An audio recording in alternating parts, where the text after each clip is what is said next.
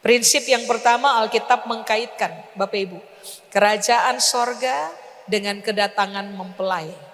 Semua kita sudah belajar bahwa kerajaan sorga sama dengan Basilea, Basilea sama dengan pemerintahan Tuhan, kewenangan Tuhan, kedaulatan Tuhan, hak dan kuasa Tuhan untuk memerintah, dan seterusnya. Nah, ini yang Alkitab berupaya kasih tahu kepada kita bahwa kedatangan Kristus itu berkaitan erat dengan dia punya kedaulatan. Amin. Saudara dan saya menyukainya atau tidak, dia akan tetap datang kalau dia mau datang. Saudara dan saya siap atau tidak, dia akan tetap datang kalau dia mau datang.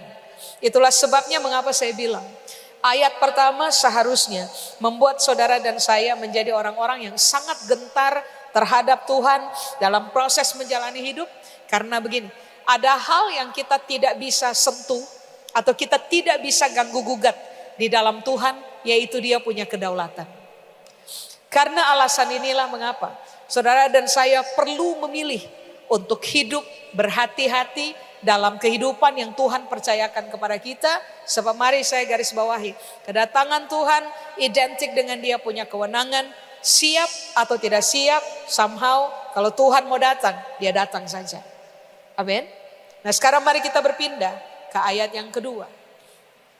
Di ayat yang kedua, karena ini berbicara tentang kedatangan Tuhan, berarti Matius pasal 25, ini adalah firman yang tidak ditujukan kepada orang luar, tetapi orang dalam kayak kita nih. Orang-orang yang sudah percaya Yesus sekian tahun terakhir. Orang-orang yang sudah ikut Yesus sekian tahun terakhir. Firman ini untuk kita.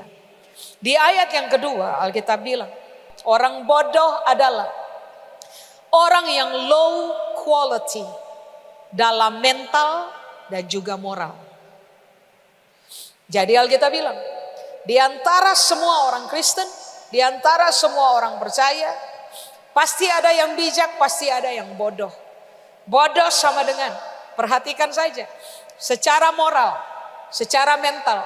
Saudara dan saya didapati sebagai orang-orang dengan mental dan moral yang high quality, yang kualitasnya bagus, tinggi, atau orang-orang yang kualitas moral dan mentalnya downgrade, low, rendah.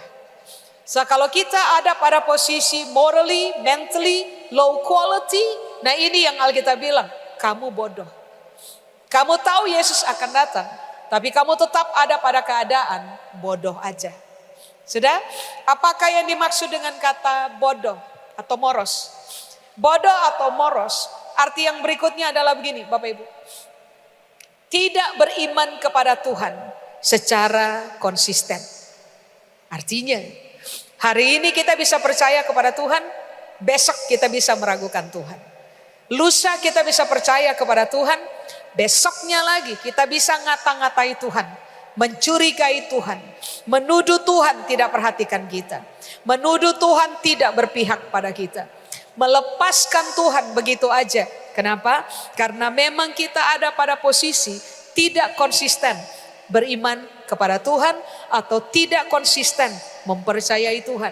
Nah, coba cermati, apakah iman yang sedang bertumbuh di dalam kita adalah iman yang semakin lama atau kepercayaan yang semakin lama semakin teruji sebagai kepercayaan yang sangat konsisten, karena kita telah meyakini begini, saya berdoa Tuhan jawab, puji Tuhan.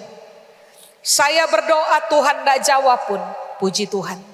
Nah, konsistensi ini dibutuhkan oleh kita supaya pada akhirnya saudara dan saya akan disebut sebagai orang-orang bijaksana dan bukan orang bodoh.